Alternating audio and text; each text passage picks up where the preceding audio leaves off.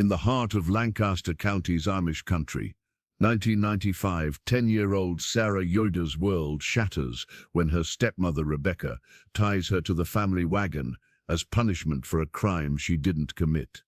When English farmer Thomas Mitchell discovers the terrified child and cuts her free, he unknowingly sets in motion a chain of events that will expose dark family secrets, challenge the community's faith in forgiveness, and force everyone to confront the difference between blind obedience and true righteousness. As Sarah's courage inspires others to speak their hidden truths, the tight-knit community must decide whether to protect their own or seek justice for the innocent. What begins as one man's act of mercy becomes a testament to the power of truth, the strength of the human spirit, and the healing that comes when a community chooses love over fear. The morning sun cast long shadows across the Yoder farmstead as Sarah's small fingers trembled against the rough hemp rope binding her wrists to the weathered wagon wheel. The metal rim pressed cold against her back through her plain blue dress, already damp with morning dew and tears she refused to let fall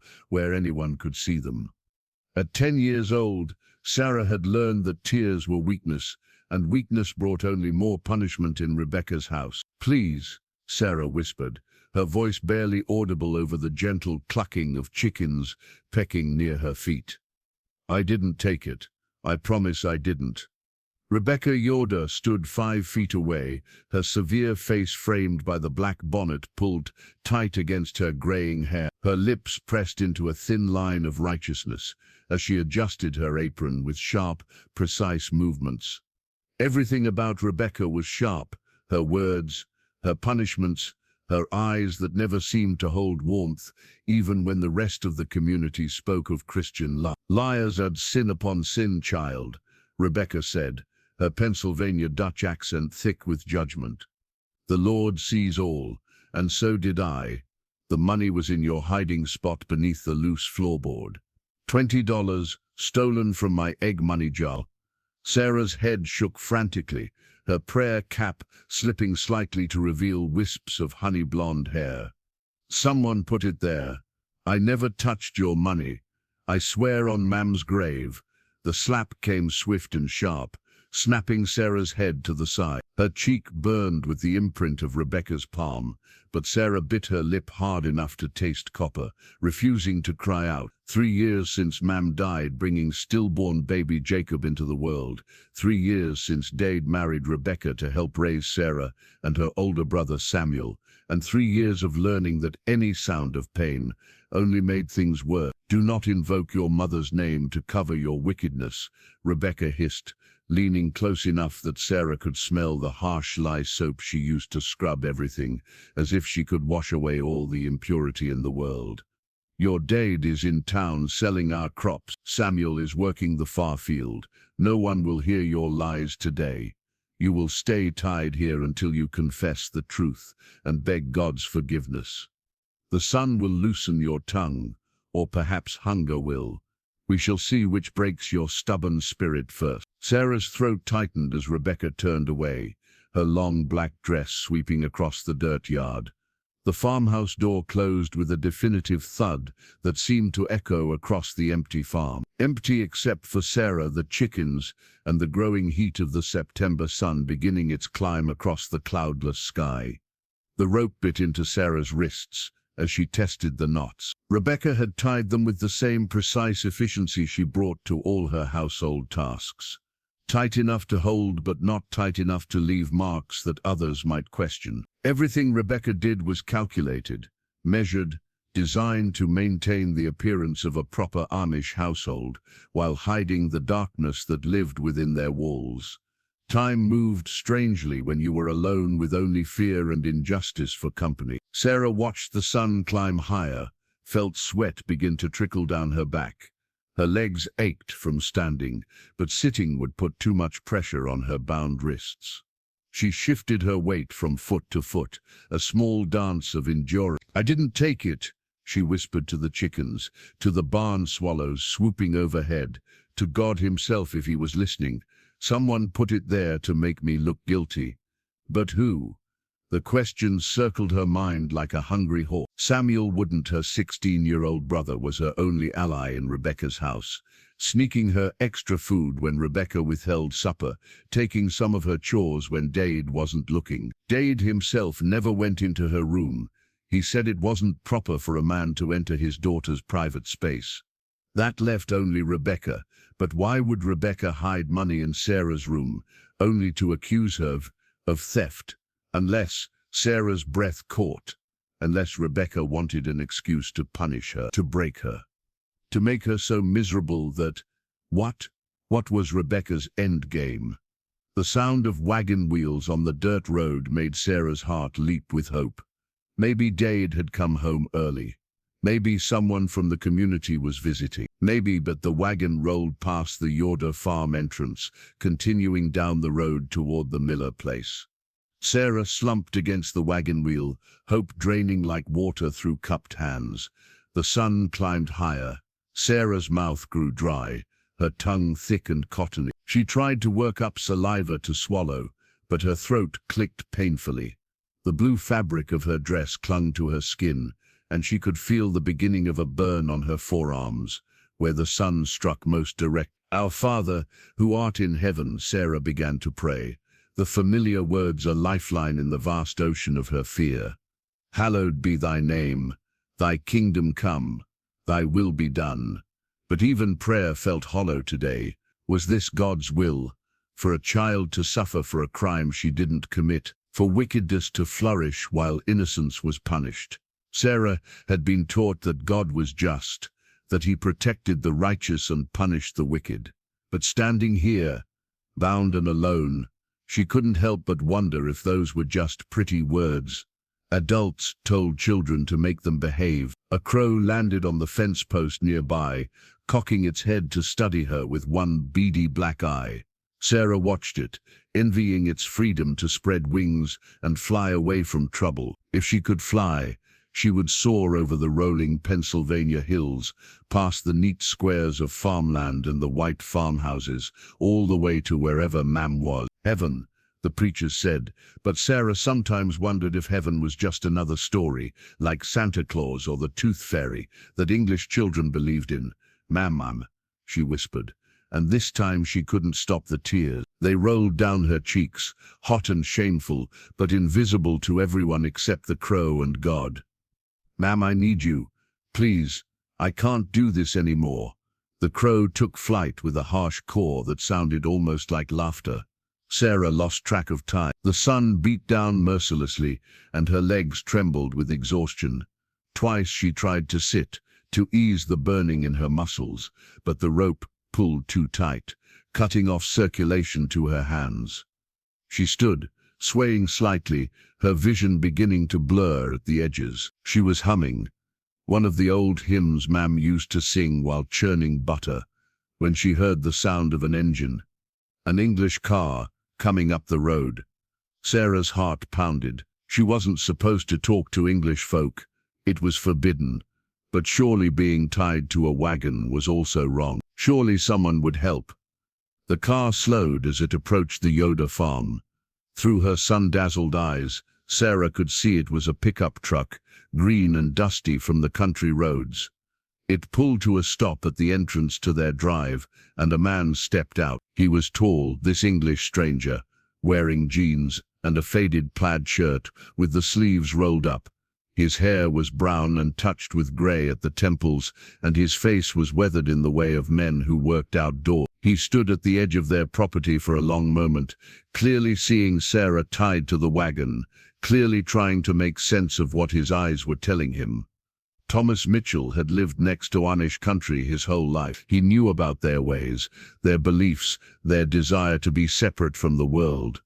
He knew you didn't interfere in Amish business, didn't question their child-rearing practices, didn't insert yourself where you weren't wanted. Live and let live, that was the unspoken rule between the English and the plain folk. But this was different. The child tied to that wagon couldn't be more than 10 years old.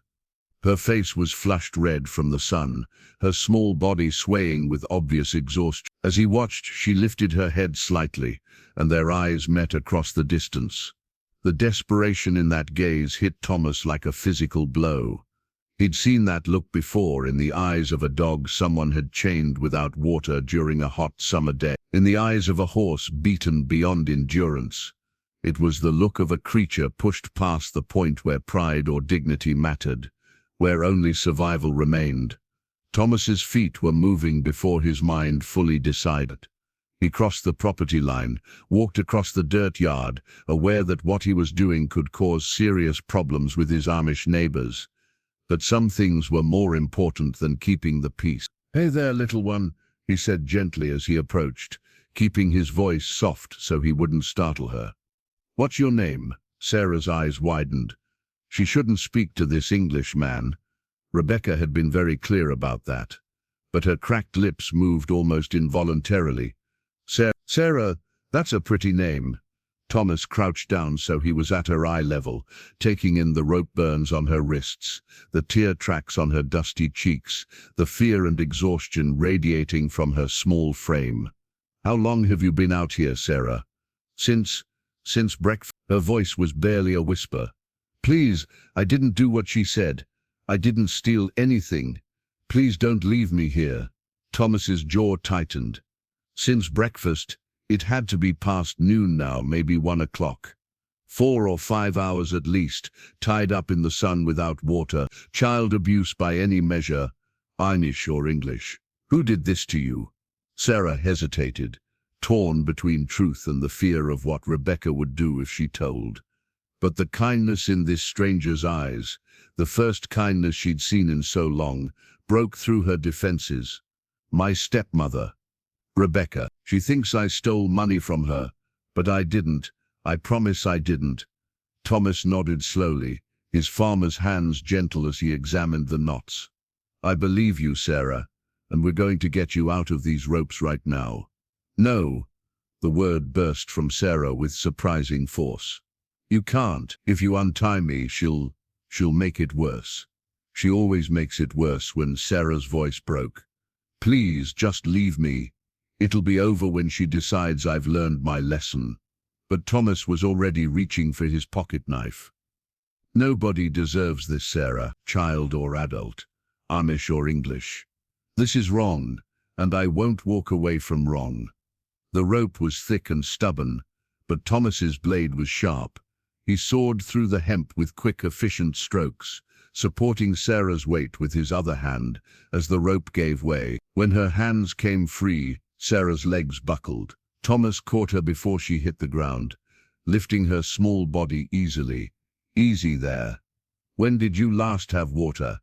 "Breakfast," Sarah admitted, her head lolling against his shoulder despite herself. His shirt smelled like earth and something sweet, tobacco maybe, or hay. It reminded her of Dade before Rebecca changed everything. Thomas carried her to his truck, settling her gently in the passenger seat. He reached behind the seat and pulled out a thermos, unscrewing the cap and pouring cool water into the cup. "Drink slowly. Just sips at first." The water was the most delicious thing Sarah had ever tasted. She wanted to gulp it down, but Thomas's gentle hand on the cup kept her pace measured. After a few sips, he pulled it away. "More in a minute. Too much too fast, and you'll be sick." He studied her face, noting the handprint still faintly visible on her cheek, the rope burns on her wrists, the defeat in her young eyes that no 10-year-old should know. "Sarah, I need to know, is this the first time something like this has happened?" Sarah looked away, shame coloring her sunburned cheeks. The silence stretched between them. "Answer enough. Does your father know?" "Dade sees what he wants to see," Sarah said, her voice small and tired. "He loves Rebecca. She's different when he's around. Sweeter, kinder. She makes him happy in a way Mam's death made him sad. He needs her to be good, so that's what she is." When he's there, Thomas felt anger burning in his chest, but he kept it from his voice. And when he's not there, Sarah's fingers traced the rope burns on her wrists. "She says I remind her that she wasn't Dowdra's first choice. That Mam was prettier, kinder, better. She says I'm wicked like my mother was wicked for dying and leaving Dowd alone." She says I need to be corrected, to have the devil beaten out of me before I grow up to be a... Sarah's voice dropped to barely a whisper. A whore like ma'am. Thomas's hands clenched into fists. He took a deep breath, forcing himself to remain calm. Your mother wasn't any of those things, Sarah, and neither are you. You're a child who deserves to be loved and protected. I'm wicked, Sarah said, repeating Rebecca's words like a catechism. I make her angry. I don't mean to, but I do. If I were better, more obedient, more... Thomas's voice was firm but gentle. Listen to me very carefully, Sarah. Nothing you did or didn't do justifies this. Do you understand? This isn't your fault. Sarah wanted to believe him. Oh, how she wanted to believe him. But 3 years of Rebecca's poison had seeped deep into her soul. How could she know what was true anymore? The sound of hoofbeats made them both turn. A buggy was coming up the road, and Sarah's face went pale. It's Dad. He's home early. You have to go. Please, you have to go before Rebecca comes out and sees. But it was too late. The farmhouse door opened, and Rebecca stepped out onto the porch, her hand shading her eyes as she took in the scene, the cut rope hanging from the wagon wheel, Sarah in the Englishman's truck, the visible evidence of her careful punishment unraveling before her eyes. Jacob Yoder pulled his buggy to a stop, taking in the tableau with confusion. Sarah, what are you doing in that man's vehicle? And why are you not doing your chores? Thomas stepped forward, placing himself between Sarah and the approaching Amish couple. Mr. Yoder, I'm Thomas Mitchell. I own the farm bordering your north field. I found your daughter tied to that wagon wheel, left in the sun for hours without water. I cut her free. Jacob's face registered shock, then turned to Rebecca with questioning eyes. Rebecca, what is this man saying? Rebecca's expression was perfectly composed, the mask of righteous indignation settling over her features like a well-worn garment. The girl stole from me, husband, $20 from my egg money. I found it hidden in her room. I tied her to the wagon so she could reflect on her sin and seek God's forgiveness. It's no different than what my own father did when I misbehaved as a child. The Englishman had no right to interfere with our family business. I didn't steal it, Sarah cried from the truck, her voice cracking. I swear, Dade, I didn't. Jacob looked between his wife and his daughter, confusion and distress warring on his weathered face. Thomas could see the man's dilemma: believe the wife who had brought order back to his household, or believe the child who was the living image of the woman he'd lost. Jacob, Thomas said carefully, your daughter was tied up in the sun for over 4 hours. She's dehydrated and showing signs of heat exhaustion. Regardless of what she may or may not have done, this punishment is dangerous. And frankly, it's abuse. You know nothing of our ways, English, Rebecca snapped, her composure cracking slightly. We discipline our children according to the Lord's word. Spare the rod, spoil the child. Sarah is willful and deceitful, traits she inherited from her mother. She requires a firm hand to guide her toward righteousness. The mention of ma'am in such scathing terms made Sarah flinch. Jacob's face darkened slightly, but whether with anger at Rebecca's words or embarrassment at the family's shame being exposed to an outsider, Thomas couldn't tell. Mr. Judy, Thomas pressed, look at your daughter. Really look at her. She has rope burns on her wrists, a handprint on her cheek, and she's terrified. Is this truly what your faith teaches? To break a child's spirit in the name of obedience? Jacob's eyes finally settled on Sarah, truly seeing her for perhaps the first time in months. The fear in her eyes, the way she trembled, the desperate hope mixed with resignation on her young face. Something shifted in his expression, a crack in the wall Rebecca had built between father and daughter. Sarah, he said slowly, did you take the money? No, Dad, Sarah whispered, tears streaming down her face. I would never. I promise on Mam's memory, I would never steal from anyone. She lies. Rebecca's voice rose shrilly. The money was in her room, under the loose board where she hides her treasures. I found it myself this morning after noticing my jar was light. What loose board? Jacob asked, his brow furrowing. I built that floor myself. There are no loose boards in Sarah's room. Rebecca's face went blank for just a moment, a flash of something like panic before the mask of righteousness returned. But Thomas saw it, and from the way Jacob's eyes narrowed, he saw it too. There must be, Rebecca insisted. The wood has settled over time. The board near her bed, it lifts right up. The money was there, wrapped in an old handkerchief. Mam's handkerchief, Sarah said suddenly, realization dawning on her tear-stained face. The one with the little yellow flowers in the corner. It was in my drawer with my caps. How did you know it was wrapped in that, unless you put it there yourself? The silence that followed was profound.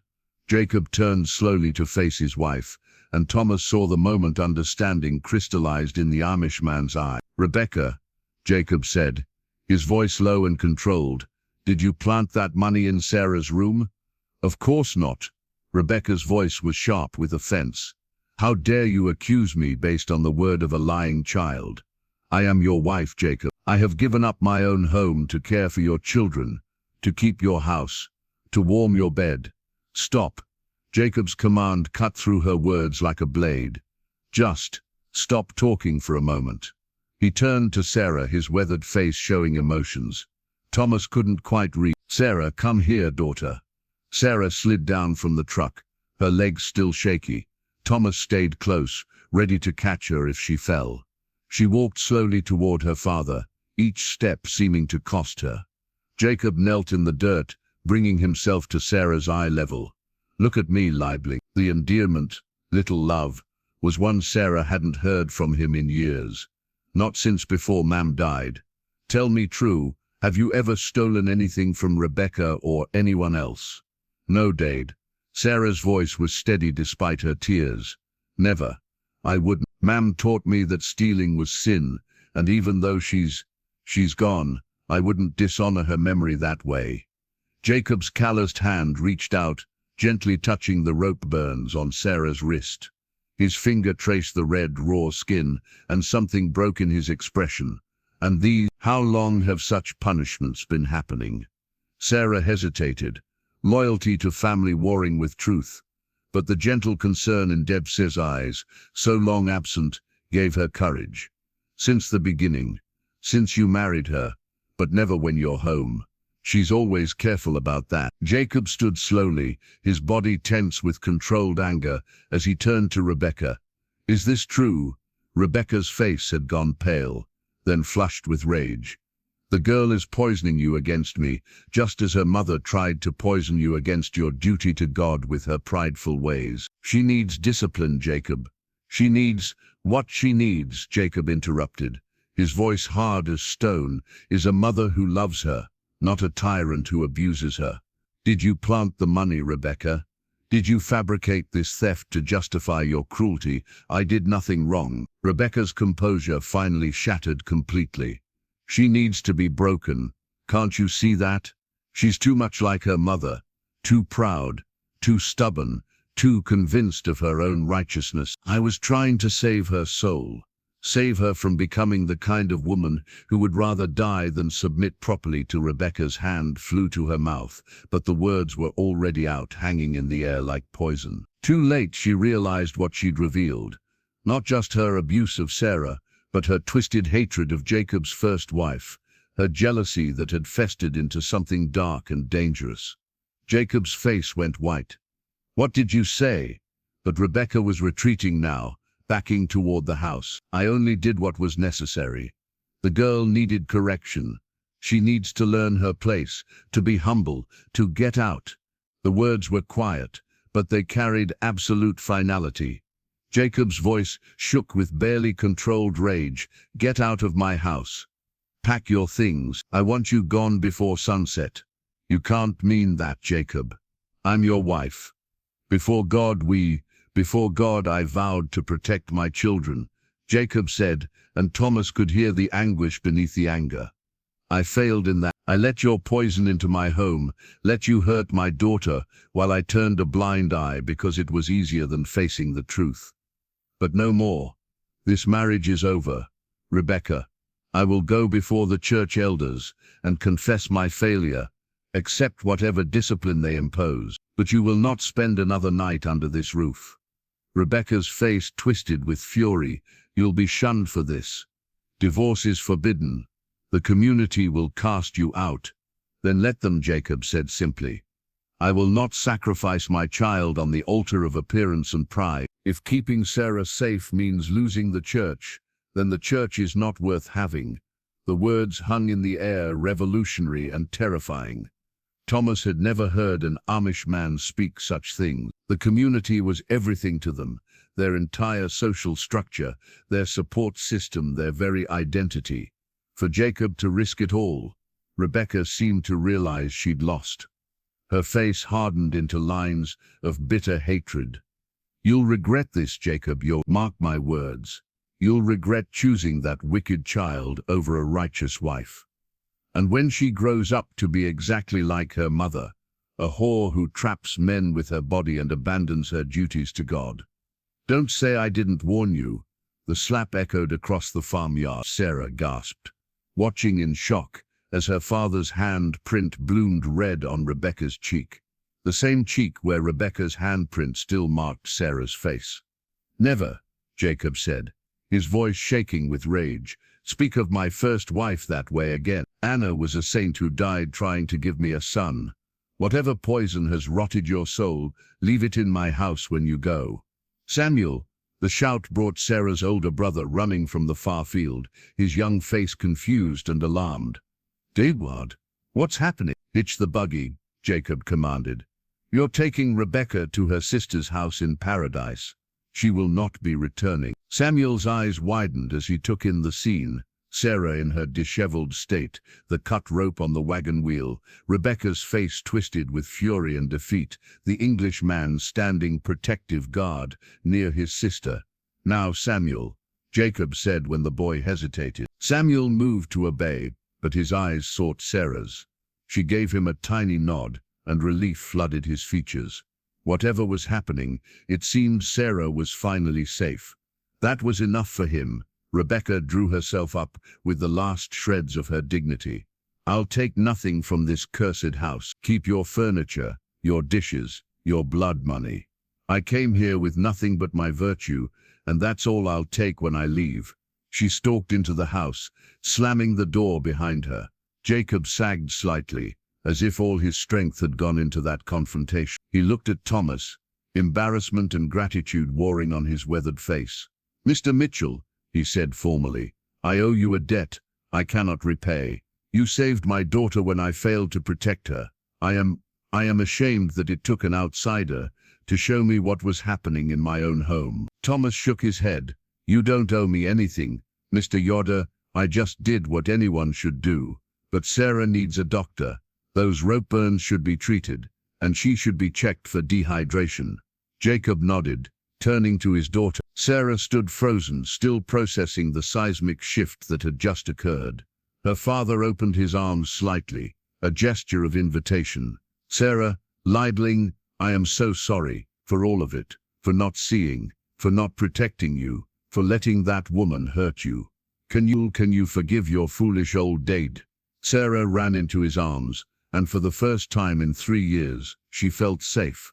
Jacob held her tightly, and Thomas could see tears streaming down the Amish man's weathered cheeks. "I'm sorry," Jacob kept whispering. "I'm so sorry, my little one." Rebecca emerged from the house carrying nothing but a small bag, her face a mask of cold fury. Samuel had the buggy ready, looking uncomfortable with his role in this family upheaval. As Rebecca climbed in, she turned to deliver one final venomous look at Sarah. "This isn't over," she quietly. The words meant only for Sarah's ears. "You think you've won, but all you've done is destroyed your family. Your father will realize his mistake, and when he does, I'll be there to remind him whose fault it really was." Then she was gone, Samuel driving the buggy down the lane with swift urgency, as if he couldn't get away fast enough from the wreckage of their family. Thomas watched them go, then turned back to Jacob and Sarah. "Mr. Yoder, I meant what I said about Sarah needing medical attention." Jacob nodded, gently releasing his daughter. "The English doctor in town? I will take her. I'll drive you," Thomas offered. It's faster, and Sarah shouldn't wait. Plus, he hesitated, choosing his words carefully. There are going to be questions about the rope burns, the handprint on her face. It might be easier to have someone there who can confirm what happened. Jacob's face showed he understood. The English authorities, Child Protective Services, possible charges against Rebecca, or even against him for allowing the abuse to continue. The modern world was about to crash into their traditional community in ways that would change everything. Sarah, Jacob said gently, would you go with Mr. Mitchell in his truck? I need to speak with him for a moment. Sarah nodded, climbing back into the passenger seat. Thomas rolled down the window so she could hear, but gave Jacob the illusion of privacy. Mr. Mitchell, Jacob said quietly, I know what comes next. Questions from your authorities, investigations, possibly the removal of Sarah from my care. I will answer truthfully and accept the consequences. But I ask one thing, please make them understand that I love my daughter. I failed her, yes, but I love her, and I will spend the rest of my life making this right. Thomas studied the Amish man's face, seeing the genuine remorse and determination there. I'll do what I can, Mr. Yoder, but you need to understand things are going to change. For Sarah, for your family, for your place in the community. Are you prepared for that? Jacob glanced at the farmhouse, at the fields he'd worked his whole life, at the simple life he'd always known. Then he looked at Sarah sitting in the truck, brave, despite her fear, trusting despite 3 years of betrayal. For her, Jacob said simply, I'm prepared for anything. As Thomas drove Sarah toward town with Jacob following in his buggy, Sarah watched the familiar landscape roll past, the neat Amish farms, the clothes hanging on lines to dry, the simple life she'd always known. She felt unmoored, adrift in a sea of change that terrified and thrilled her in equal measure. Mr. Mitchell, she said quietly. You can call me Thomas, Sarah. Thomas, what happens now? Thomas glanced at the small girl beside him, seeing the question beneath the question. What happens to me? Will I be safe? Will Dad keep me? Will everything be okay? Now, he said gently, we make sure you're healthy. Then we tell the truth about what happened. And then we figure out how to make sure nothing like this ever happens to you again. But Rebecca was right about one thing, Sarah said, her voice small and uncertain. This will destroy Dad. The community won't forgive divorce. They'll shun him. He'll lose everything. His church, his friends, maybe even his farm if they won't do business with him anymore. It's all my fault. Thomas pulled the truck to the side of the road, turning to face Sarah directly. Listen to me very carefully, Sarah. None of this is your fault. Not Rebecca's abuse, not your father's decision. None of it. You are a child who deserves to be safe and loved. Your father finally realized that, and he made the right choice. That's on him, not you. Do you understand? Sarah wanted to believe him. She desperately wanted to believe that she wasn't the cause of her family's destruction. But 3 years of Rebecca's poison had planted seeds of doubt deep in her soul. I understand, she whispered, but Thomas could hear the uncertainty in her voice. As they drove on toward town, neither of them could know that this was just the beginning, that cutting the rope that bound Sarah would unravel threads throughout the entire community, exposing secrets and lies that had festered in the darkness for years. That Sarah's courage in telling the truth would inspire others to speak their own hidden truth. That what seemed like the destruction of one family would ultimately lead to healing for many. The sun was beginning its descent toward the western horizon, painting the Pennsylvania countryside in shades of gold and amber. In that light, the simple farms and humble homes looked almost magical, like something out of a fairy tale. But Sarah knew now that fairy tales were lies told to make children feel safe. Real life was messy and complicated, and full of people who hurt you while claiming to love you. Still, as she glanced back to see Dowd's buggy following faithfully behind them, she felt a small spark of something she'd almost forgotten. Hope. Maybe, just maybe, truth was stronger than lies. Maybe love was stronger than hate. Maybe one brave act of kindness from a stranger could change everything.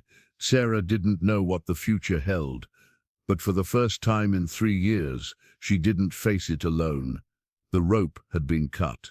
Now she just had to learn how to be free. Margaret Chen's office smelled like antiseptic and lavender, an odd combination that somehow managed to be both clinical and comforting. Sarah sat on the examination table, her legs dangling over the edge, while the doctor carefully cleaned the rope burns on her wrist. Thomas stood near the door, a silent guardian, while Jacob sat in the chair by the window, his straw hat clutched in his weathered hands.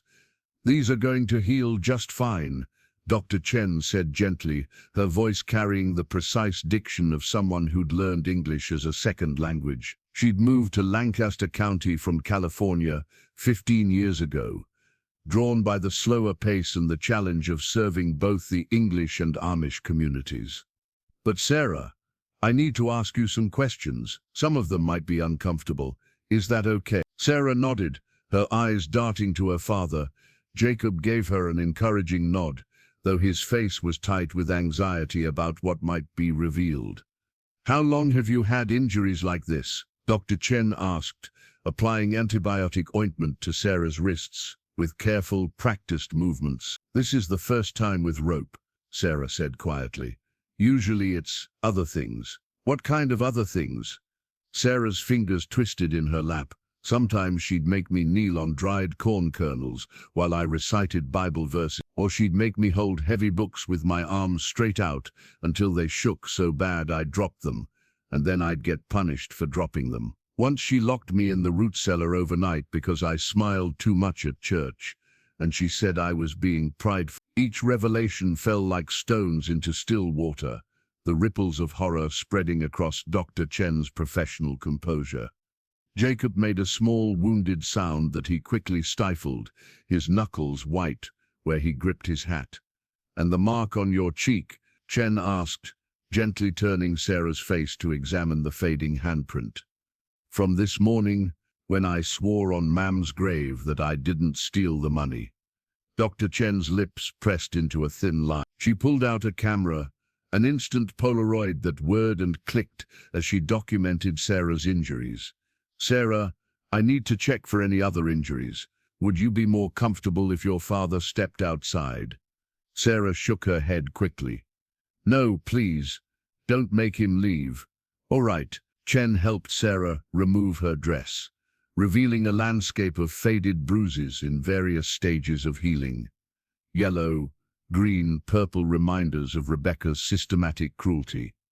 There were marks on Sarah's back, her arms, her thighs, all places easily hidden by the modest Amish clothing. Jacob stood abruptly, his face ashen. Excuse me." He stumbled toward the door, making it just outside before they heard the sound of retching. Thomas followed him out, giving the man what privacy he could, while staying close enough to offer support. Chen continued her examination with professional efficiency, but her eyes were bright with anger. "Sarah, honey, I need you to know that what happened to you was wrong. Very, very wrong. And I'm going to have to report this to the authorities. Do you understand what that means? Will they take me away from Dad?" Sarah's voice trembled. "I don't know," Dr. Chen answered honestly.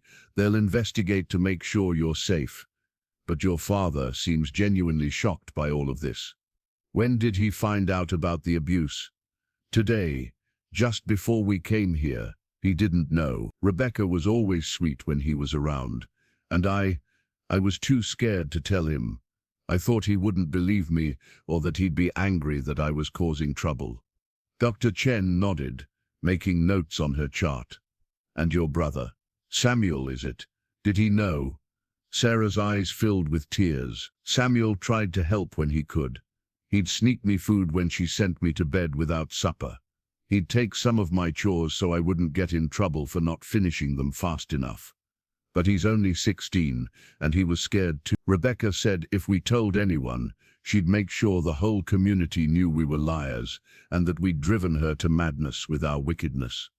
The examination continued in silence for a few moments before Dr. Chen spoke again. "Sarah, I need to ask you something very important. Has anyone ever touched you in ways that made you uncomfortable? In private places, Sarah's eyes widened with understanding, and she shook her head vigorously. No, nothing like that. Rebecca said men were dangerous, that they only wanted one thing, and that I should never be alone with any man, even Dade or Samuel. But she never, nobody ever. Relief flooded Dr. Chen's features. Okay, good, that's good. She helped Sarah back into her dress, gentle with the buttons. I'm going to give you some cream for those bruises, and we need to watch for any signs of infection in those rope burns. You'll come back in a week, so I can check on you, all right? Sarah nodded, sliding down from the examination table. Dr. Chen placed a gentle hand on her shoulder. Sarah, you're very brave. What you went through, what you survived, it takes incredible strength. Don't let anyone tell you this was your fault or that you deserved it. You hear me? Yes, ma'am. Good girl. Chen opened the door to find Jacob leaning against the wall, his face still pale but composed. Thomas stood nearby, offering silent support. Mr. Yoder, Dr. Chen said, her voice professional but not unkind. I need to speak with you privately. Sarah, why don't you wait here with Miss Mitchell for a moment? Sarah nodded, moving to stand beside Thomas. He placed a gentle hand on her shoulder, a gesture of protection and comfort. Jacob followed Dr. Chen into her office, the door clicking shut behind them. That was very brave, Thomas said quietly. Telling the truth like that, it didn't feel brave, Sarah admitted. It felt like tattling, like being a bad daughter.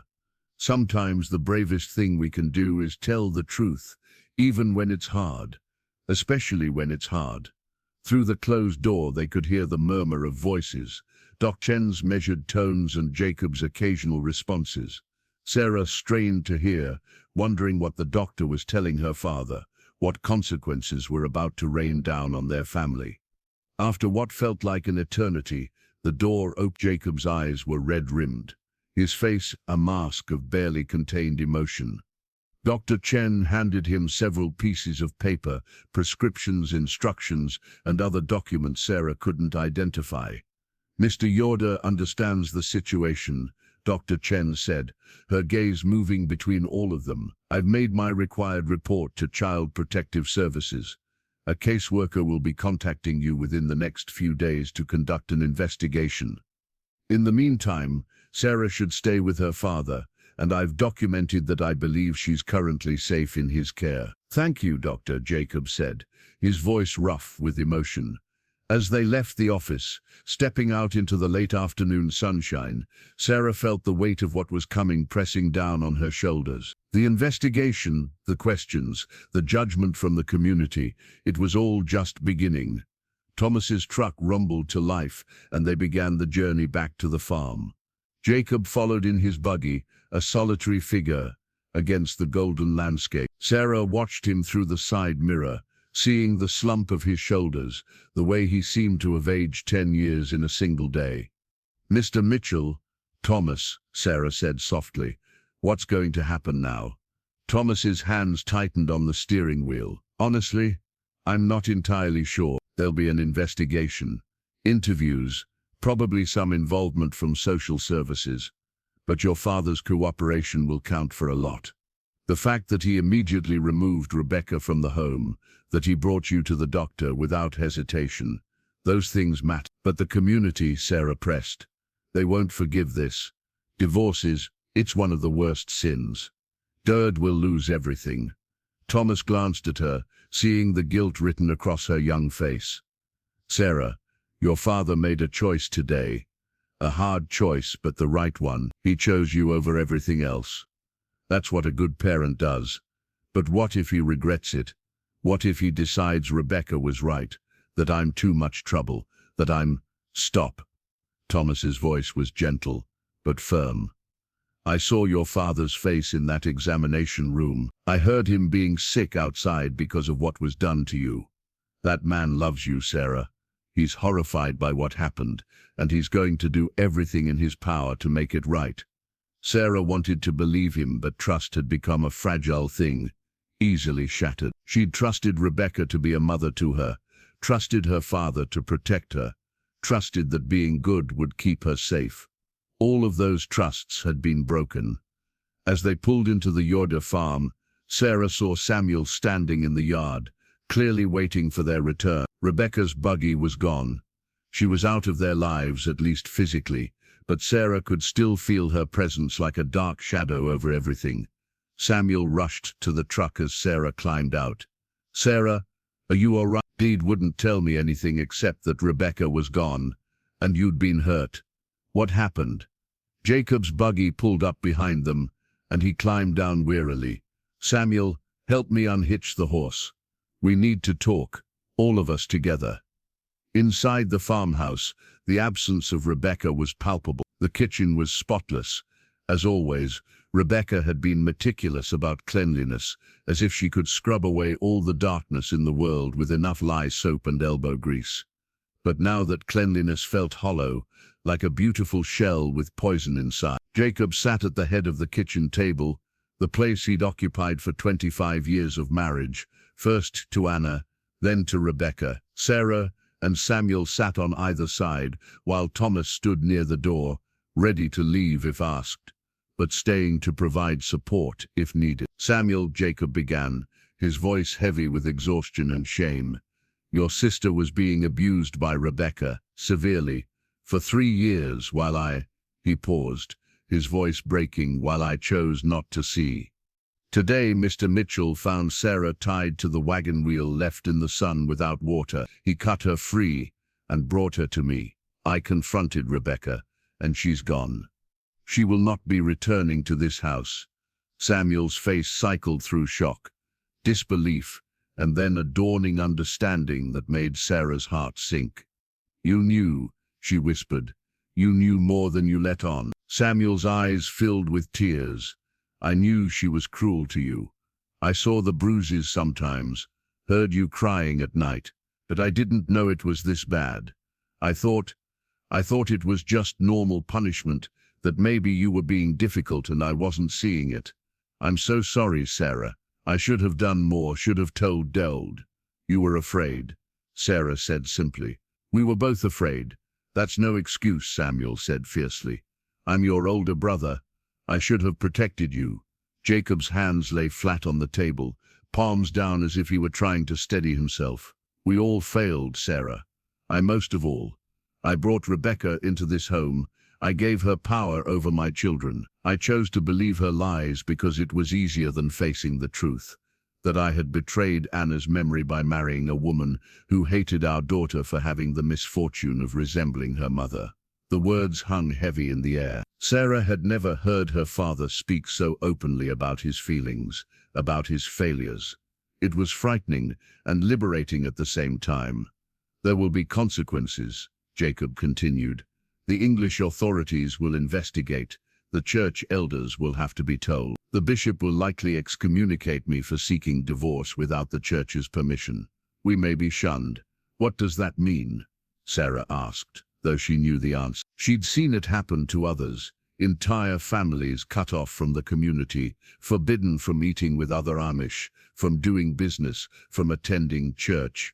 A social death designed to bring sinners back into the fold. "It means," Jacob said carefully, "that we will have to decide who we are without the community. Whether we can remain Amish in our hearts, even if we're cast out in practice. Whether we choose to fight for our place in the church, or accept exile as the price of doing what's right." Thomas cleared his throat. "Mr. Yoder, if I may, you don't have to decide everything tonight. The investigation will take time. You have options you might not be aware of. English law protects children in ways your church law might not." Jacob's eyes met Thomas's, and there was a new understanding there. "You're suggesting we leave the Amish entirely?" "I'm suggesting," Thomas said carefully, "that Sarah's safety is more important than tradition. If staying Amish means risking her welfare, then maybe it's worth considering alternatives." The suggestion was radical, revolutionary. To leave the Amish wasn't just changing religions or communities. It was abandoning an entire way of life, a complete identity. Most Amish who left were young people during Rumspringa, their running around years. For a grown man with children to leave was almost unheard of. "I cannot make that decision tonight," Jacob said finally, "but I will not rule it out either. Sarah's safety comes first. Everything else, my reputation, my standing in the community, even my faith as I've known it, all of that is secondary to keeping my daughter safe." Sarah felt tears streaming down her cheek. She'd spent 3 years convinced that she was the problem, that if she could just be better, more obedient, more perfect, then everything would be fine. To hear her father say that her safety mattered more than anything else was like a balm on wounds she didn't even know she had. "Dad," she whispered, I'm sorry for causing all this trouble for..." "No." Jacob's voice was sharp, cutting through her apology. "You will not apologize for being abused.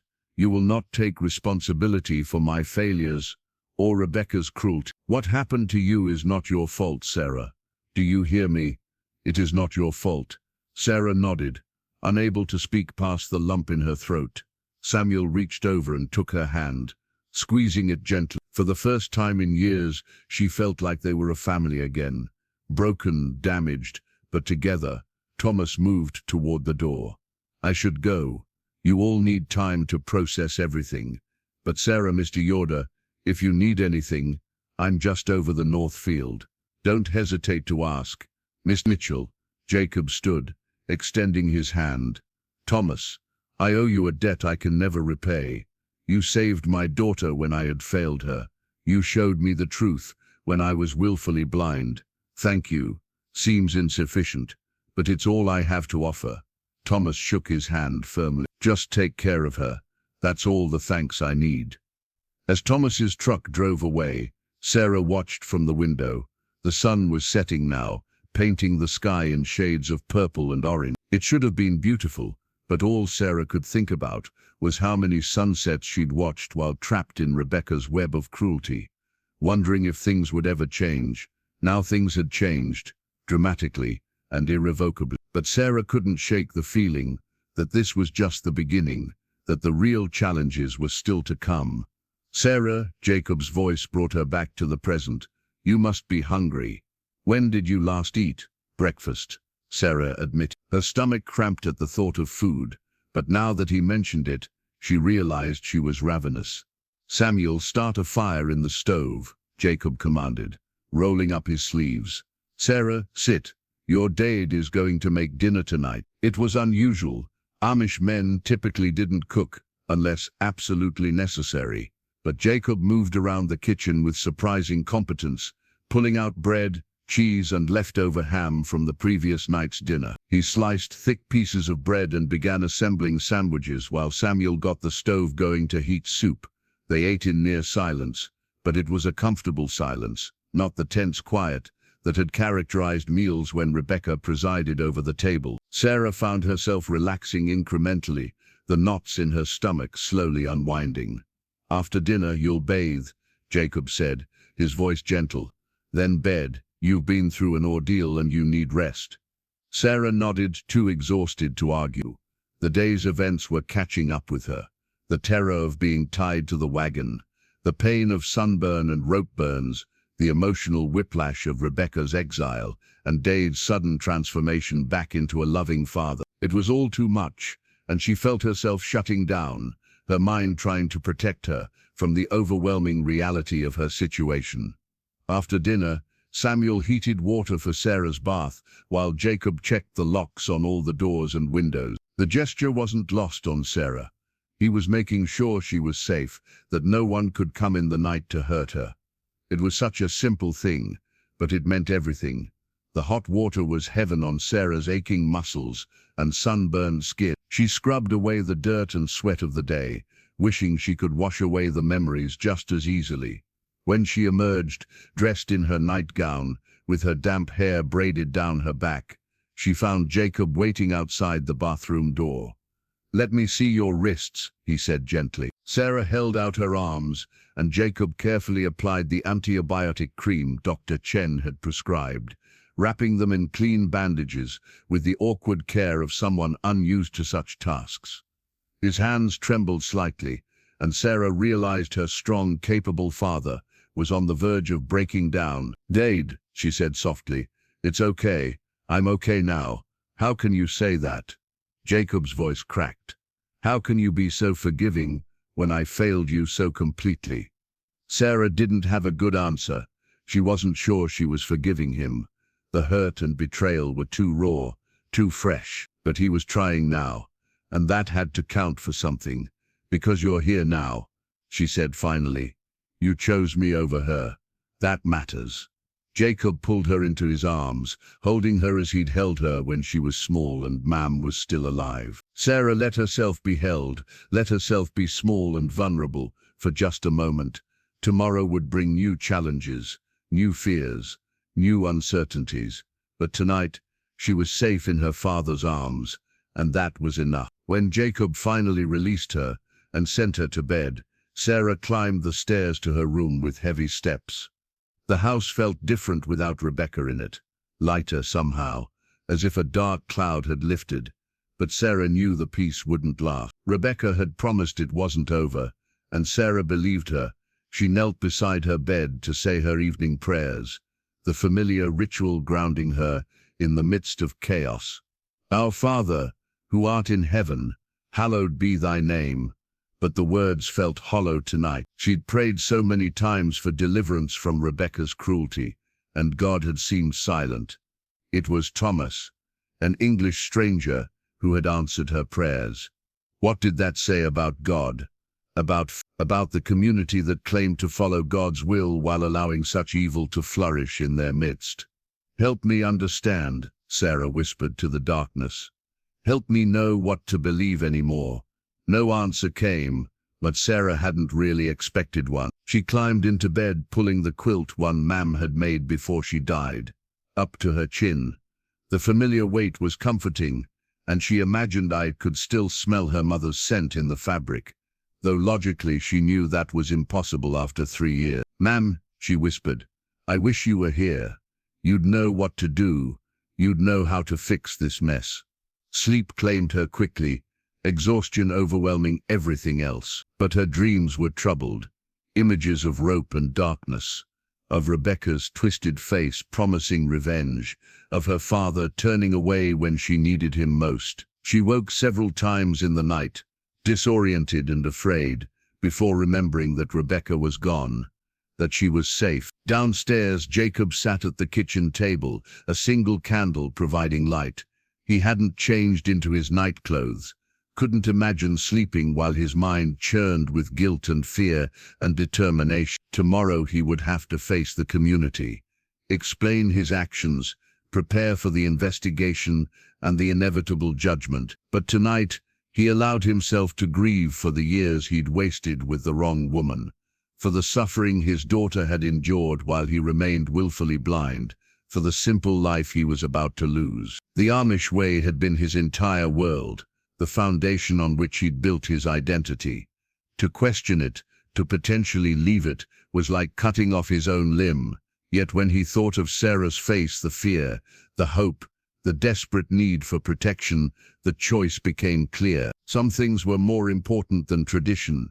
Some truths were more important than community acceptance. Some loves were worth any sacrifice. Jacob prayed long into the night, seeking guidance from God while knowing that the God of his understanding might be changing too. If God was truly just, truly loving, then he would not demand Sarah's suffering as the price for maintaining appearances. And if the Amish interpretation of God's will did demand that, then perhaps Jacob needed a different interpretation. The candle burned low as the night stretched on. Upstairs, Sarah slept fitfully, and across the north field, Thomas Mitchell lay awake in his own bed, wondering what he'd set in motion by cutting a rope that had bound more than just a little girl's wrists. The community would wake tomorrow to scandal and schism. Families would take sides. The church would deliberate. And somewhere in paradise, Rebecca was already planning her revenge, because women like her never accepted defeat gracefully. The rope was cut, but the real untangling was just beginning. And none of them, not Sarah, not Jacob, not Thomas, not the community, would emerge unchanged from what was coming. Dawn was still hours away, But already Sarah's act of survival, supported by Thomas's courage and Jacob's love, was sending ripples through Lancaster County that would change everything. Some changes would be painful, some would be necessary, some would be both. But in the end, truth would have its day. Justice would have its say. And a little girl who'd been tied to a wagon wheel would finally learn what it meant to be free. If she could survive what came next. The morning sun had barely crested the horizon when the buggies began arriving. Sarah heard them from her bedroom window, the clip-clop of horses' hooves, the creak of wheels, the murmur of voices gathering in the yard below. She pressed herself against the wall beside her window, peeking out carefully to see who had come. Bishop Eli Stoltzfus stood in the center of the growing crowd, his long white beard flowing over his black coat like a waterfall of judgment. Beside him were the other church elders, Deacon Levi, Minister Aaron, and at least a dozen other men from the community, their faces grave and disapproving. Their wives clustered nearby, whispering among themselves while casting glances at the Yoder farmhouse. Sarah's heart hammered in her chest. She'd known this was coming, but seeing it manifest so quickly, less than 24 hours after Rebecca's departure, was terrifying. Word traveled fast in the Amish community, especially scandalous news. Rebecca must have gone straight to her sister's house and told her version of events, and by sunrise the entire community knew that Jacob Yoder had cast out his wife and sided with his lying daughter. Downstairs she heard her father's heavy footsteps crossing to the door. Samuel appeared in her doorway, his young face pale with worry. "Stay up here," he whispered. "Let Devil handle this." But Sarah shook her head. "They're here because of me. I should face them." "Sarah, you're a child." "This isn't. I'm the reason this is happening," Sarah insisted, moving past him toward the stairs. "I won't hide while Devil faces them alone." She descended the stairs slowly, each step feeling like a march toward judgment. Through the window beside the front door she could see the gathered crowd, could feel their collective disapproval pressing against the walls of the house like a physical force. Jacob stood at the door, his hand on the knob but not yet opening it. He turned when he heard Sarah's approach, his face conflicted. "Daughter, you should stay upstairs. This may become unpleasant." "I know what they think of me," Sarah said quietly, "that I'm a liar who destroyed my family. I'd rather face them than hide like I'm guilty." Pride and pain warred in Jacob's expression, but finally he nodded. "Stay beside me. Say nothing unless directly asked. And remember, you have done nothing wrong." He opened the door, stepping out onto the porch with Sarah at his side and Samuel close behind. The gathered crowd fell silent, all eyes turning to study the Yoder family. Sarah could feel their judgment like heat from a fire, burning but not cleansing.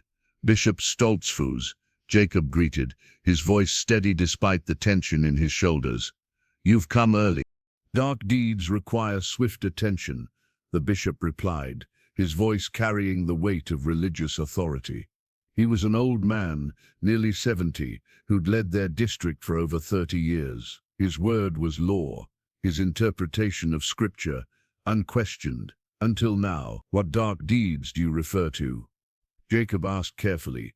"Do not play games, Jacob Yoder," Deacon Levi interjected, his round face red with indignation.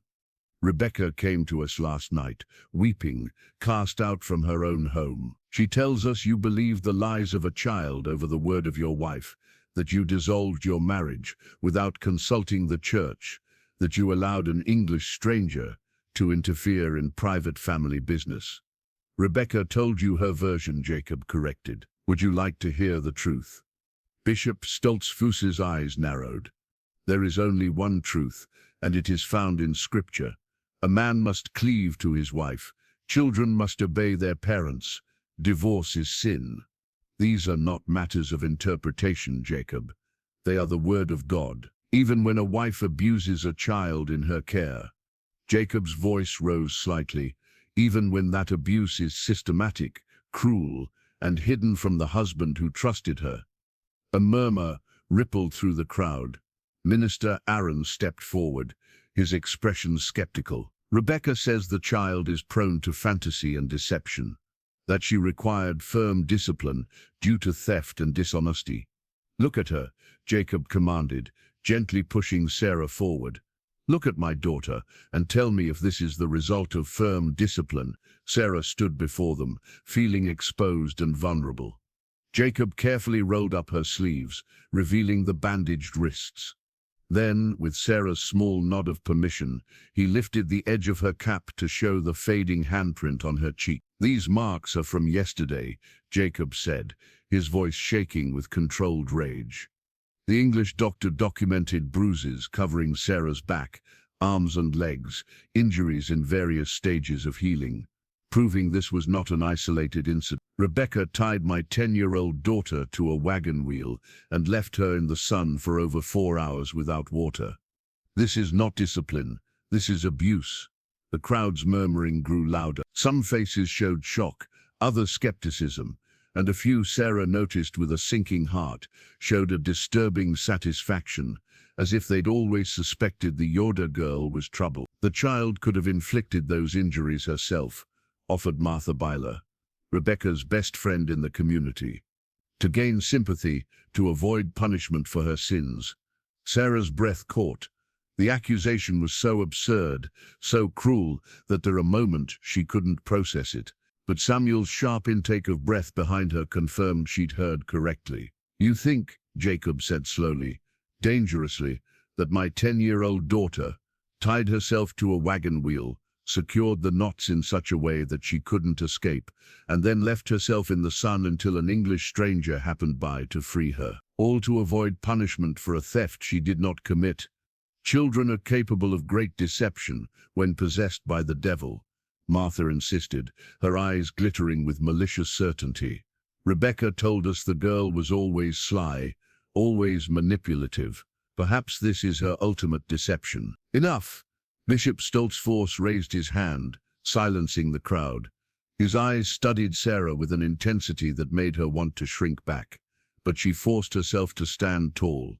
"Child, speak. Tell us in your own words what happened yesterday." Sarah's mouth went dry, all those eyes, all that judgment, weighing every word she was about to speak. She glanced at her father, who gave her a small encouraging nod. "I woke up yesterday morning and did my chores like always," Sarah began, her voice soft but steady. "When I went inside for breakfast, Rebecca accused me of stealing $20 from her egg money jar. She said she found it in my room, hidden under a loose floorboard."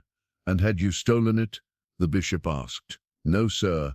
I've never stolen anything in my life.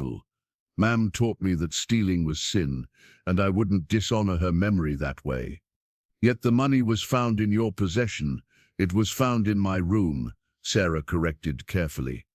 "Rebecca said it was wrapped in my mother's handkerchief, the one with yellow flowers, but that handkerchief was in my drawer, with my caps. The only way Rebecca could have known what the money was wrapped in was if she put it there herself." Another murmur from the crowd. Bishop Stoltzfos's expression didn't change. "Continue. Rebecca tied me to the wagon wheel and said I had to stay there until I confessed and asked God's forgiveness. She left me there all morning. I was there for hours before Mr. Mitchell found me and cut me free." "And you encouraged this English interference?" The question was a trap, and Sarah knew it. If she said yes, she was admitting to seeking help outside the community. If she said no, she was suggesting Thomas had acted inappropriately. "I was tied to a wagon in the sun without water," Sarah said simply. "I was afraid and hurting. When Mr. Mitchell offered to help, I didn't refuse." "She should have refused," Deacon Levi declared. "She should have accepted her punishment with humility and prayer. Instead, she involved outsiders in family business, bringing shame upon us all. She's a child who thought she was going to die." Samuel burst out, unable to contain himself any longer. "What would you have her do? Submit to abuse because asking for help might embarrass the community?" "Mind your tongue, boy," Minister Aaron snapped. "You are not yet baptized, you have no voice in church matters." "Neither does Sarah," Samuel shot back. "She's 10 years old, but you're standing here interrogating her like she's on trial for her life." Samuel, Jacob's voice was low and warning. Peace.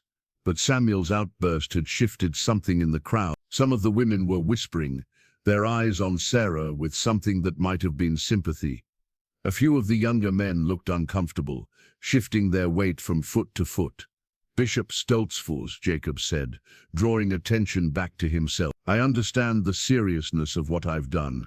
I cast out my wife without the church's permission. I sought help from English authorities. I am prepared to accept the consequences, but I will not apologize for protecting my daughter. The church does not recognize divorce except in cases of adultery, the bishop intoned. Rebecca has committed no such sin. Therefore, your marriage remains valid in the eyes of God, regardless of what English law might say. Rebecca committed systematic abuse against a child in her care. Jacob countered. She lied, manipulated, and inflicted harm. Are these not sins worthy of consequence? All sins are worthy of consequence, the bishop agreed. But the consequence is repentance and forgiveness within the community, not the dissolution of sacred bonds. You should have brought this matter to the elders. We would have counseled Rebecca, ensured proper discipline was administered. Instead, you took matters into your own hands, involved outsiders, and brought scandal upon us all. With respect, Bishop, I did what I thought was right to protect my child. And in doing so, you violated every principle our community holds sacred. The bishop's voice was heavy with regret, but his face was implacable. Jacob Yoder, you have shown contempt for the church's authority, sought divorce outside of biblical grounds, and welcomed English interference in matters that should remain within our community. By the authority vested in me, I declare you under the ban. You are shunned, effective immediately, until such time as you repent and seek reconciliation with your wife. Gasps rippled through the crowd, though most had surely known this was coming. Samuel made a small sound of protest, but Jacob remained stoic, his face showing no surprise. I understand, Jacob said quietly. And my children? Sarah and Samuel have not yet been baptized, the bishop said. Therefore they cannot be shunned. However, they are forbidden from taking baptism until this matter is resolved. They may attend church, but may not participate in communion or other sacraments. And if they choose to leave with me? The question hung in the air like smoke. The bishop's eyes narrowed. Then they choose the world over God, and they will be lost to us. Sarah felt the weight of that pronouncement like a stone on her chest. To be cut off from everything she'd ever known, everyone she'd grown up with, it was a terrifying prospect. Yet looking at her father, seeing his strength and determination, she felt something else too, the possibility of freedom. We will need time to consider our options, Jacob said carefully. You have until Sunday, the bishop declared. Come to church with genuine repentance, seeking to restore your marriage and submit to the church's authority, or accept your exile. The crowd began to disperse, climbing into their buggies with many backward glances. Some faces showed satisfaction, others uncertainty, and a few, very few, showed something that might have been sympathy. But none spoke in the Yoder's defense. The bishop's word was law. As the last buggy pulled away, Jacob, Sarah, and Samuel stood alone in the yard. The morning sun that had seemed so promising when it rose now felt harsh and unforgiving. Dulled, Samuel said quietly, "What do we do now?" Jacob was silent for a long moment, staring at the road where the buggies had disappeared. "Now," he said finally, "we decide what kind of people we want to be. Whether we choose truth or comfort, justice or acceptance, freedom or belonging. Can't we have both?" Sarah asked, though she already knew the answer. "Not here," Jacob said, turning to face his children. "Not in a community that values appearance over truth, that protects abusers to avoid scandal, that would rather sacrifice a child than admit they were wrong to trust a monster." The words were harsh, harsher than Sarah had ever heard her father speak about their community. But there was something liberating about hearing them, about having someone finally say what she'd been thinking for 3 years. "I won't ask you to make this choice with me," Jacob continued. "Samuel, you're 16. old enough to decide for yourself. If you choose to stay, seek baptism, submit to the church, I'll understand. Sarah, you're still young, but this affects you most of all. You have a voice in this decision. Sarah looked at the farmhouse, the barn, the fields that had been her whole world. Everything familiar, everything safe, or what should have been safe, before Rebecca poisoned it all. Could she really walk away from everything she'd ever known? Then she thought of Thomas Mitchell, cutting her rope without hesitation, of Dr. Chen, treating her injuries with gentle competence, of her father, finally choosing her over the community's approval. Maybe the world beyond the Amish wasn't as dangerous as she'd been taught. Maybe there were good people everywhere, not just within the strict boundaries of their district. I stay with you, Dade, Sarah said firmly. Wherever you go, whatever you choose, I'm with you. Samuel nodded, reaching out to take his father's hand. We're family. Families stick together. Jacob's eyes filled with tears, and he pulled both children into his arms. Then we face this together, all three of us. They stood there in the morning sun, holding each other, while the weight of their decision settled over them like morning dew. They had 5 days until Sunday, 5 days to decide whether to submit or rebel, conform or forge a new path. The sound of a vehicle approaching made them pull apart. Thomas Mitchell's green pickup truck turned into their drive, pulling to a stop near the porch. He climbed out, his face concerned. Saw the gathering from my field, he said without preamble. Wanted to make sure everything was all right. We've been shunned, Jacob said simply. The bishop has given us until Sunday to repent and take Rebecca back, or accept permanent exile from the community. Thomas's expression darkened. They want you to take back a woman who abused your daughter. That's insane. That's tradition, Jacob corrected wearily. The church doesn't recognize divorce except for adultery. Everything else can be resolved through prayer and counseling, even child abuse. The bishop suggested I should have brought the matter to the elders for counseling rather than taking unilateral action, that by removing Rebecca and involving English authorities, I showed contempt for the church's authority. Thomas shook his head in disbelief. So what will you do?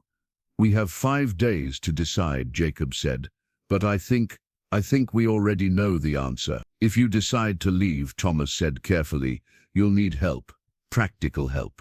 The Amish community won't do business with you if you're shunned.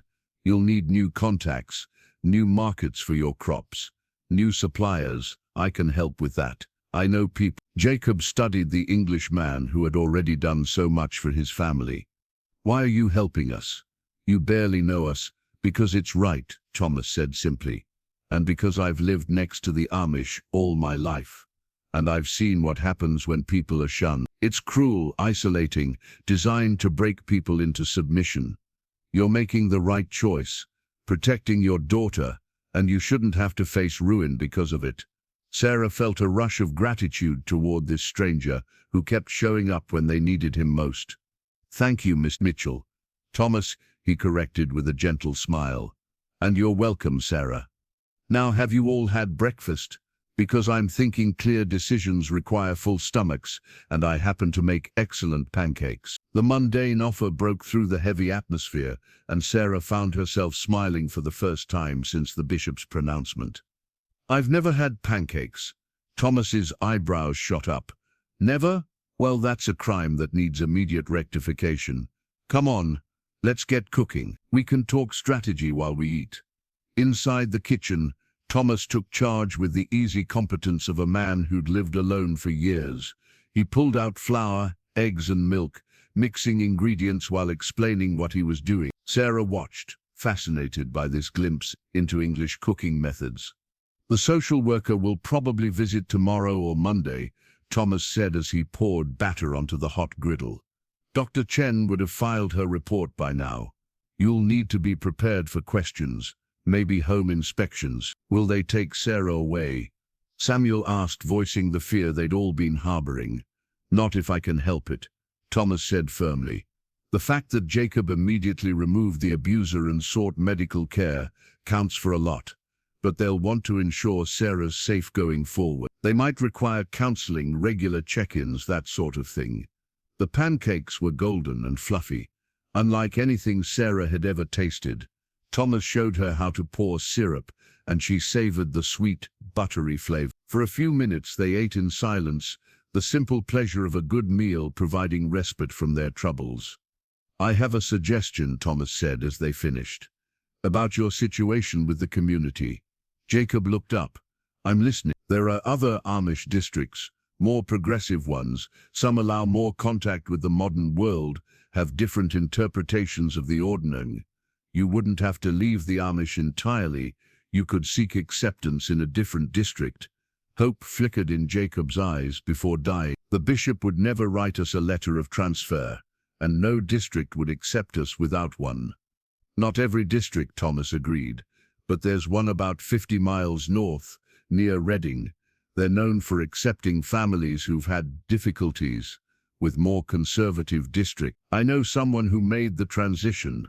I could make an introduction." Sarah watched her father wrestle with the possibility to remain Amish, but in a different community, with different rules. It was more than she dared hope for, but she could also see the fear in his eyes, fear that even this escape route might be closed to them. "It's worth exploring," Jacob said finally, "but we must be realistic. The scandal will follow us. Rebecca will ensure that." As if summoned by the mention of her name, they heard the sound of another vehicle approaching. This time it was a police car, the black and white cruiser, looking starkly out of place in the pastoral Amish setting. Thomas stood. "That'll be about the abuse report. Dr. Chen had to file it. It's the law. Let me handle this." A female officer emerged from the car, her uniform crisp and professional. She was young, probably not much older than Samuel, with dark hair pulled back in a tight bun. "I'm looking for Jacob Yoder," she called out. Jacob stepped onto the porch. "I'm Jacob Yoder. I'm Officer Martinez with Child Protective Services," she said, pulling out a badge. "I need to speak with you and your daughter, Sarah, regarding a report of child abuse." "Of course," Jacob said steadily. "Please come in." The interrogation, for that's what it felt like to Sarah, lasted over an hour. Officer Martinez asked detailed questions about the abuse, documenting everything in a small notebook. She examined Sarah's injuries, took photographs, and asked probing questions about the family dynamics. "Why didn't you tell anyone sooner?" Officer Martinez asked Sarah gently. "A teacher, a neighbor, anyone." "I was scared," Sarah admitted. "Rebecca said if I told anyone, they wouldn't believe me. That everyone would think I was lying because I was angry about having a stepmother. And she said if they did believe me, they'd take me away from Dad and Samuel, and I'd end up in an English foster home, where terrible things happen to Amish children." Officer Martinez's expression softened. "That must have been very frightening, but you know now that those were lies, right? We don't take children away to hurt them. We take them away to protect them." "Will you take me away?" Sarah asked, the question she'd been terrified to voice. "Not today," Officer Martinez said carefully. "Your father has shown that he's willing to protect you. He removed the abuser from the home, sought medical care, and is cooperating fully with our investigation. Those are all positive signs. However, there will be conditions." She turned to Jacob. "Mr. Yoder, Sarah cannot be left alone with Rebecca under any circumstance. If she attempts to return to this property or make contact with Sarah, you must call the police immediately." "Understood?" "Yes," Jacob agreed quickly. "There will also be mandatory counseling sessions for Sarah to help her process the trauma, and home visits from our office to ensure her continued safety. Additionally, I understand there's been some trouble with your religious community." Jacob's jaw tightened. "We've been shunned for removing Rebecca without the church's permission. Shunning can be a form of emotional abuse," Officer Martinez noted, writing in her book. "Especially for a child. If Sarah's well-being is impacted by this shunning, we may need to intervene." The implications were clear. If the community made life unbearable for Sarah, the authorities might remove her after all. The irony wasn't lost on Jacob. He'd defied the church to protect his daughter, and now that very defiance might be used to take her away. "We're considering leaving the community," Jacob said, "starting fresh somewhere else." Officer Martinez nodded approvingly. That might be for the best. A clean break from the trauma, a chance to rebuild without the pressure of community judgment. She handed Jacob a card. "This is my direct number. Call me if you need anything or if there are any developments. I'll be back next week to check on Sarah's progress." After she left, the family sat in stunned silence. The weight of their situation pressed down like a physical force. Shunned by their community, monitored by the authorities, vulnerable to Rebecca's revenge, the path forward seemed fraught with danger. "I've made things worse," Sarah whispered. "If I'd just kept quiet, just endured." "No." Jacob's voice was sharp. "You survived, daughter. You survived and you told the truth. That took incredible courage. Whatever comes next, we face it together. And we face it knowing that we chose what was right over what was easy." A knock at the door interrupted them. Thomas answered, revealing a woman Sarah didn't recognize. She was English, probably in her 40s, with graying hair and kind eyes. "Is this the Yoder residence?" she asked. "I'm looking for Jacob Yoder." "I'm Jacob," he said, stepping forward warily. "My name is Patricia Hoffman. I'm a social worker, and I understand you might need help navigating the transition away from the Amish community." She pulled out a business card. "Thomas Mitchell called me this morning. I specialize in helping plain people, Amish, Mennonite, others who are leaving their communities. I can help with everything from getting proper identification to finding employment, to enrolling children in school." Jacob took the card, studying it carefully. "I haven't decided for certain that we're leaving." "I understand," Patricia said gently. "But if you do decide, you'll need help. The modern world can be overwhelming for someone who's lived their whole life in a closed community. There are things you don't know, how to get a driver's license, how to open a bank account, how to navigate the legal system. I can guide you through all of it." "Why would you help us?" Jacob asked. The suspicion natural after years of being taught that the English world was corrupt and dangerous. They turned to leave, but Sarah paused, looking back at the community that was casting them out. She saw familiar faces, children she'd played with, women who'd taught her to quilt, men who'd helped raise their barn, people she'd trusted, loved, considered family. "I forgive you," she said clearly, "all of you, for believing her lies, for abandoning us, for choosing comfort over courage. I forgive you because holding on to anger would only poison me, the way Rebecca's hate poisoned her. But I also release you. You are no longer my community, my family, my people. I choose a different path." With those words, Sarah felt something shift inside her. The guilt, the shame, the desperate need for their approval. It all fell away like chains she'd been carrying for so long she'd forgotten they were there. They walked to the buggy in silence, aware of every eye watching them. As Jacob urged the horse forward, none of them looked back. Behind them lay everything they'd known.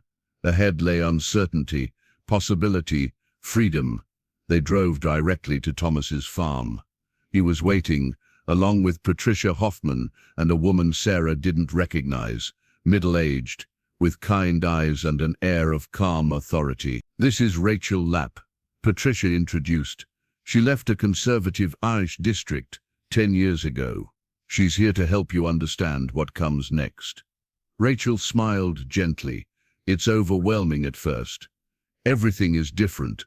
The clothes, the language, the technology, the expectations. But you can do this. You can build a good life outside." "First things first," Thomas said. "You need identification, birth certificates, social security cards, driver's licenses eventually. Patricia can help with that. You need to close out your farm dealings, sell your equipment, maybe the land itself if you decide to move." "Move?" Jacob looked stricken. "This farm has been in my family for 3 generations. You might not have a choice," Patricia said gently. "The shunning will make it impossible to conduct business locally. But there are options. You could lease the land to Thomas, keep ownership but move elsewhere, or sell and use the money to start fresh somewhere new." The afternoon passed in a blur of practical planning. Decisions about schooling. Sarah would need to attend public school, learn to navigate the English educational system. Employment. Jacob would need to find work, learn skills beyond farming. Housing. They might need to leave the farmhouse that held so many memories. As evening fell, they returned home to find their situation had already spread through the English community. A woman from town arrived with casseroles and bread, saying she'd heard they might need help.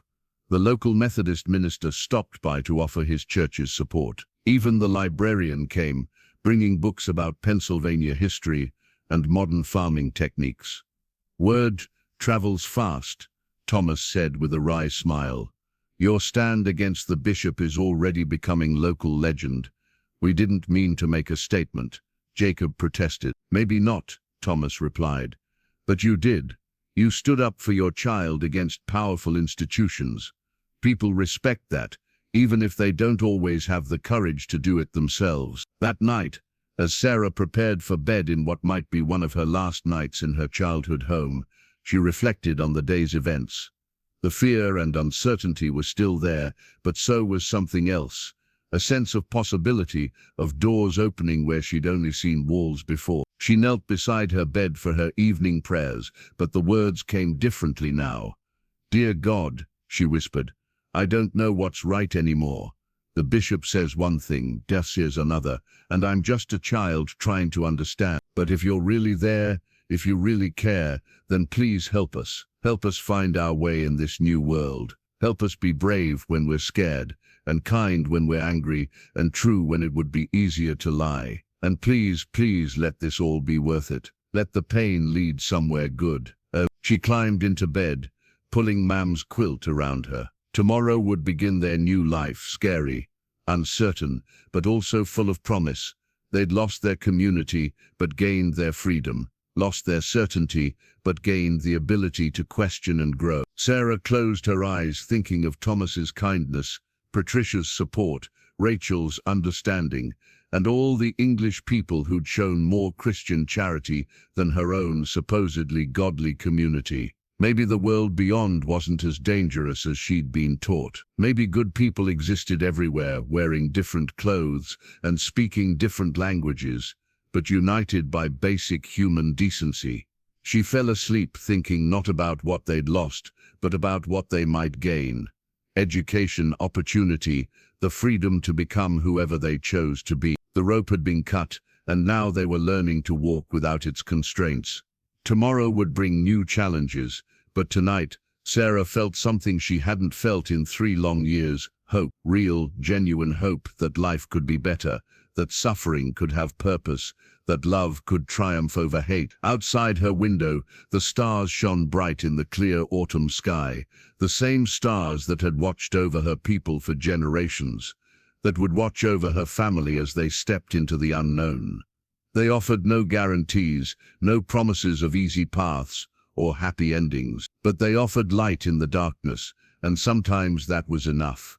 6 months had passed since that Sunday morning when the Yoder family walked away from everything they'd known. 6 months of transformation, struggle, growth and healing that seemed both impossibly long and startlingly brief.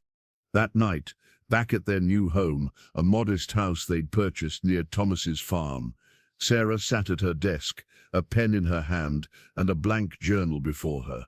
Her therapist had encouraged her to write about her experiences, to process the trauma through words. She began to write, not just about the abuse and the escape, but about the transformation that followed, about learning to trust again, to hope again, to believe that she deserved good things, about discovering a world beyond the narrow confines of her childhood, full of people who were different but equally human, equally capable of both cruelty and kindness. She wrote about Thomas, whose simple act of cutting a rope had set everything in motion, about Patricia, whose practical support had helped them navigate an alien world, about Rachel Lapp, living proof that healing was possible, about her father, who'd found the courage to admit his mistakes and choose differently, about Samuel, who'd stood by her through everything. And she wrote about Rebecca, not with hatred, though she'd earned it, but with a kind of sad understanding.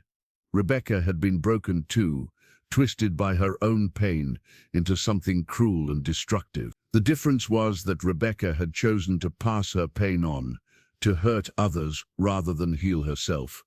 Sarah made a different choice. She chose to transform her suffering into strength, her trauma into testimony, her victimhood into victory. Not the kind of victory that came from revenge or seeing Rebecca punished, though there was justice in that, but the victory of survival, of thriving, of refusing to let abuse define her. Months turned into years. Sarah excelled in high school, her intelligence and determination earning scholarships to prestigious universities. Samuel took over management of the family farm, implementing innovative techniques that made it more profitable than ever. Jacob found peace in his new life, eventually joining the Methodist Church, where the minister welcomed him with open arms.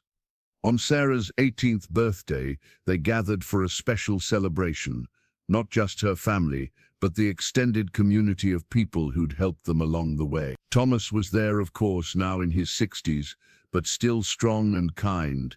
Patricia brought her husband and children. Dr. Chen came, smiling at how her young patient had flourished. Even Officer Martinez made an appearance, proud of the girl she'd helped protect. As they sat around the table sharing stories and laughter, Jacob stood to offer a toast. 8 years ago, he began, his voice thick with emotion, my daughter was tied to a wagon wheel, suffering in silence, convinced she deserved punishment for crimes she didn't commit. I was blind, willfully ignorant of her pain, more concerned with maintaining appearances than protecting my child. He paused, looking at Sarah with tears in his eyes, but one man had the courage to cut that rope, and that single act of kindness, that refusal to walk past injustice, changed everything. It saved my daughter's life. It saved our family. It gave us the chance to build something better than what we'd lost. Thomas shifted uncomfortably, never comfortable with being called a hero. But Jacob continued, we learned that goodness isn't confined to any one community or faith. That courage means standing up for what's right, even when it costs you everything. That family isn't just about blood.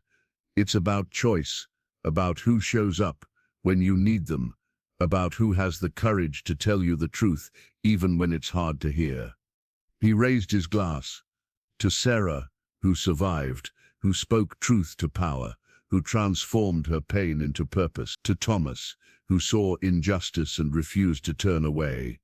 To everyone who helped us build this new life. And to second chances, new beginnings, and the power of one brave choice to change everything.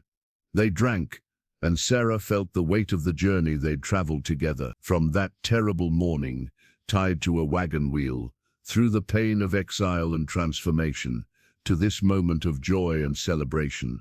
Later, as the party wound down, Sarah found herself alone on the porch with Thomas. The old farmer sat quietly, watching the sunset paint the sky in shades of gold and purple. Thank you, Sarah said simply, for everything, for cutting the rope, for standing by us, for helping us build this life. Thomas smiled gently. I just did what anyone should do when they see a child in trouble. But most people don't, Sarah replied. Most people walk away, tell themselves it's not their business, convince themselves that everything must be fine, because adults don't hurt children. You saw the truth and acted on it. That took courage. You're the courageous one, Thomas insisted. You survived 3 years of abuse and still had the strength to speak the truth, to break free, to build a new life. That's extraordinary, Sarah. Sarah was quiet for a moment, thinking about courage. She'd learned it came in many forms: the courage to cut a rope, the courage to tell the truth, the courage to start over, the courage to trust again after betrayal. "I'm going to be a social worker," she announced suddenly. It was a decision she'd been considering for months, but speaking it aloud made it real. "Like Patricia, I want to help other kids who are trapped, who are suffering, who think they have no choice but to endure." Thomas's eyes crinkled with pride. "You'll be brilliant at it. You understand what they're going through in a way most social workers can't." "And maybe," Sarah continued, "I'll write a book someday, tell our story, not for revenge or to shame anyone, but to help other families see that leaving is possible, that abuse doesn't have to be endured, that there's life beyond the narrow confines of fear and control." "The world needs to hear that message," Thomas agreed. As darkness fell and the party ended, Sarah stood alone in the yard, looking up at the stars. She thought about the little girl she'd been terrified, convinced she was worthless. That girl was gone, transformed by suffering but also by love, by courage, by the simple act of one man refusing to accept injustice. She thought about Rebecca, probably bitter and alone, consumed by the hatred that had always driven her. Sarah felt pity more than anger. Rebecca had chosen darkness, had let her pain turn her into a monster. But that wasn't Sarah's choice. Sarah chose light, chose healing, chose to transform her trauma into a force for good. She thought about the community that had cast them out, still clinging to traditions that valued appearance over truth, conformity over compassion. She didn't hate them. They were products of their own trauma, their own fears, their own limitations, but she didn't need their approval anymore either. She'd found a bigger world, a broader definition of goodness, a deeper understanding of what it meant to live with integrity. Most of all, she thought about her father, who'd found the courage to admit his mistakes and choose different, about Samuel, who'd stood by her through everything, about the family they'd built, not from obligation or tradition, but from choice, from love, from the shared experience of transformation. The rope was cut 8 years ago, but the journey to true freedom had taken much longer. Freedom wasn't just physical, it was mental, emotional, spiritual. It was the freedom to question, to choose, to become whoever you wanted to be. It was the freedom to make mistakes and learn from them, to trust and be disappointed and trust again, to hope and dream and reach for possibilities beyond what you'd been taught to expect. Sarah took a deep breath of the cool night air, feeling the weight of the past finally lifting. She wasn't defined by what had been done to her. She was defined by how she'd survived it, how she'd transformed it, how she'd chosen to use her pain to help others. Tomorrow she'd start her freshman year at college, studying psychology and social work. She'd continue the journey of healing and growth, carrying forward the lessons learned from suffering.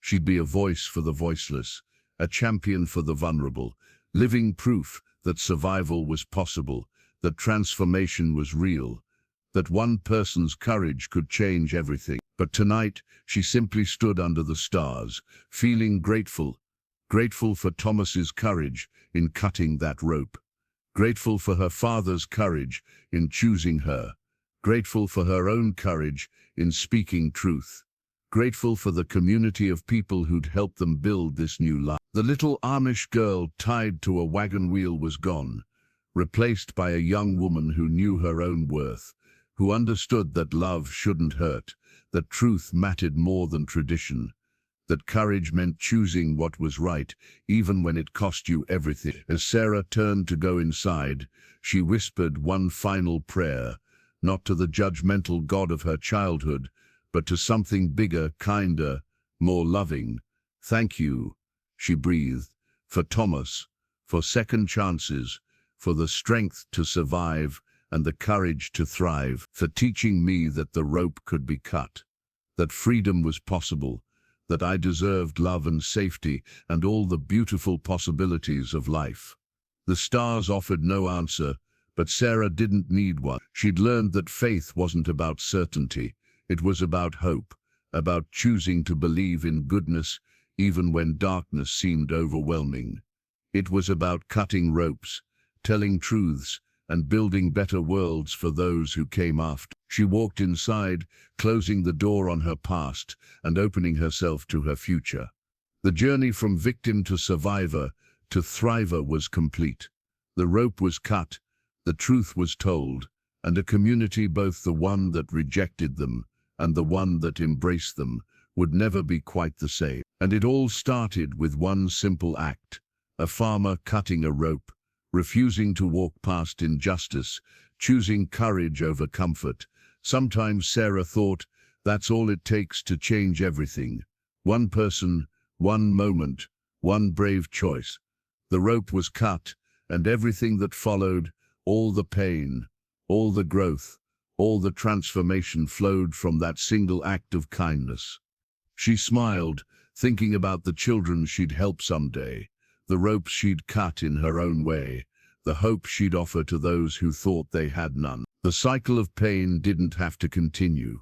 It could be broken, transformed, redirected toward healing. That was Rebecca's legacy, not the abuse she inflicted, but the change she inspired. Every child Sarah helped would be a testament to the power of survival, the importance of speaking up, the possibility of transformation. The little Amish girl tied to a wagon was gone. In her place stood a woman of purpose, of strength, of hope. And that, Sarah realized, was the most beautiful revenge of all, not becoming like Rebecca, not letting hate consume her, but choosing to become everything Rebecca said she could never be. Free, whole, worthy, loved. The rope was cut, and Sarah flew.